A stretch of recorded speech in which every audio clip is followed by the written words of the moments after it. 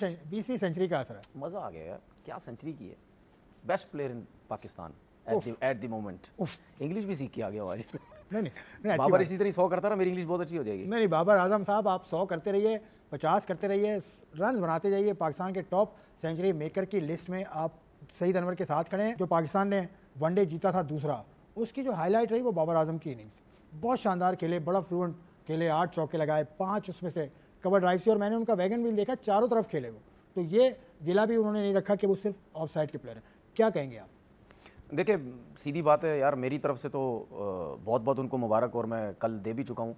और मेरे ख्याल में खुशी की बात यह है कि पूरी आवाम जो है बाबर आजम की सपोर्ट में लगी हुई थी। और हमने बहुत अरसे बाद देखा कि आवाम जो है वो ऐसे प्लेयर के पीछे है जिसकी फॉर्म इतने अरसे से नहीं है। और ये भी मैंने पहली दफ़ा देखा, ठीक है, हालांकि और भी हमारे प्लेयर्स थे जिनको आवाम बहुत ज़्यादा पसंद करती थी, लेकिन ये चीज़ जो मैंने फर्स्ट टाइम देखी कि दूसरा आउट हो जाए, बाबर आजम जल्दी से अंदर जाए, ये चीज़ शाहिद अफरीदी के टाइम पे भी नहीं थी। ठीक है ना, शाहिद अफरीदी के टाइम पे ये थी कि यार शाहिद अफरीदी को प्लेयर्स देखने आते थे, आउट होता चले जाते थे। लेकिन शाहिद अफरीदी के टाइम पे ये हमने कहीं नहीं देखा कि जी इंजमाम आउट हो जाए या मोहम्मद यूसुफ आउट हो जाए या यूनुस खान आउट हो जाए किसी तरीके से तो शाहिद अफरीदी आए, ये हमने नहीं देखा। वो रवैया ठीक था या ये रवैया ठीक है? नहीं, मैं फैन फॉलोइंग की बात कर रहा हूँ। मैं ये नहीं कह रहा कि ये रवैया ठीक है, ये गलत है। आवाम से मैं फिर भी ये कहना चाहता हूँ कि नहीं, इस तरह नहीं होना चाहिए। लेकिन फ़ैन फॉलोइंग की बात कर रहा हूँ, ठीक है, कि उनकी वो इतना ज़्यादा इसको पसंद करते हैं कि जिसकी वजह से वो कहते हैं कि जो आउट हो जाए दूसरा तो बाबर आजम आए। तो मेरे ख्याल में आवाम की सपोर्ट भी बहुत थी और बहुत बड़ी बात थी यार, इतने अरसे के बाद उसने 100 किया। और इस पूरे टाइम के अंदर एक चीज़ मुझे उसकी बड़ी अच्छी लगी, जो कि हो सकता है शायद बाबर की जगह कोई और होता तो वो मुंह फट होता या फट जाता, मीडिया में आके कुछ भी करता।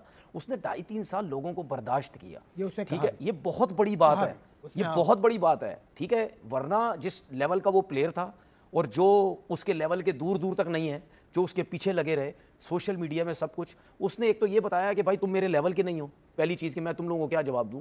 दूसरा, मेरा टाइम बुरा चल रहा है, ठीक है, मैं अपने टाइम का वेट करूंगा, जहां पे मुझे अच्छा मौका मिलेगा, ठीक है, उस पर मैं रन्स करूंगा। लेकिन उसके साथ साथ मैं ये भी समझता हूं कि उसको जो मौके दिए गए, जो मैं पहले भी कह चुका हूँ, हो सकता है शायद किसी और जगह पे होता तो इतने मौके ना मिलते, लेकिन कोई और प्लेयर होता तो इतने मौके नहीं मिलते। और प्लेयर इसके लेवल का होता तो जरूर मौके मिलते, इसके लेवल का। मैं किसी जूनियर की बात नहीं कर रहा, जूनियर तो 10-12 मैच में भी कुछ नहीं करेगा, उसको बाहर कर देंगे।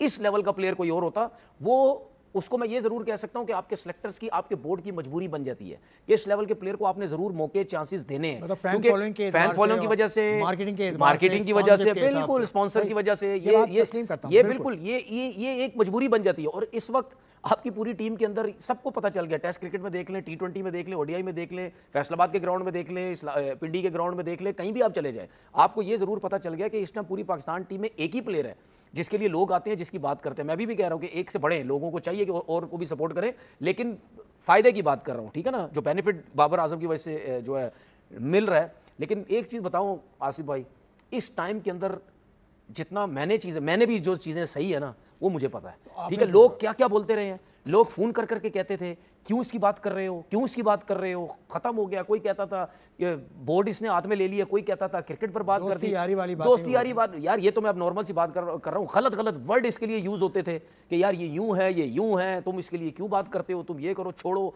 फलाना ये वो। तो मैंने तो मैं ये नहीं कह रहा कि मैं उसकी सपोर्ट में बात करता तो इस वजह से कर रहा हूँ। मैं ये सोचता था कि यार पाकिस्तान टीम का एक प्लेयर जिसकी इतनी परफॉर्मेंसेज हैं, आप कैसे उसके अगेंस्ट इतना जा रहे हो, इतनी गलत बातें कर रहे हो, ऐसा कुछ बोल रहे हो, क्या कर दिया उसने, क्या ऐसा कोई जुर्म कर दिया, कोई कत्ल कर दिया, क्या कर दिया है? वो पाकिस्तान का प्लेयर, आप उसको सपोर्ट करो। लेकिन प्रॉब्लम यहाँ पे ऐसी थी, कुछ लोगों ने स्पेशली यूट्यूब चैनल बनाए गए, इसको डैमेज करना है, ठीक है, मैं तो नज़र आती है ना चीज़, इसको डैमेज करना है, इसको टीम से बाहर निकालना किसी तरीके से। अब उनका प्रॉब्लम ये हो गया, उनकी नींदें ख़राब हो गई सारी, क्योंकि अब वो चुप होकर बैठ गए कि 26 का भी खेलेगा, 27 का भी खेलेगा भी है, ठीक है। तो पूरी कोशिश जो है वो की गई किसी तरीके से इसकी क्रिकेट को जो है वो ख़त्म किया जाए। लेकिन बात सीधी ये है कि यार जब अल्लाह ने जिसको इज़्ज़त जो देनी है वो उसको देनी है। और ये अच्छी चीज़ थी कि उसने जो सेलिब्रेशन की, जो 100 किया उसने दूसरे मैच में, वो बड़ा ज़बरदस्त था। मुझे ऐसा लग रहा था कि शायद वो कोई बहुत ज़्यादा एक्स्ट्राऑर्डिनरी वो सेलिब्रेशन कहीं ना कर जाए, क्योंकि जाहिर सी बात है इतने अरसे उसने कुछ नहीं किया और लोगों ने क्या क्या बोला। जिस हमने देखा ना, लड़के 100 करते हैं, किसी को यूं मुंह पे रख देते हाथ, किसी को यूं कर देते, कभी दोनों हाथ दिखाते हैं, कभी क्या।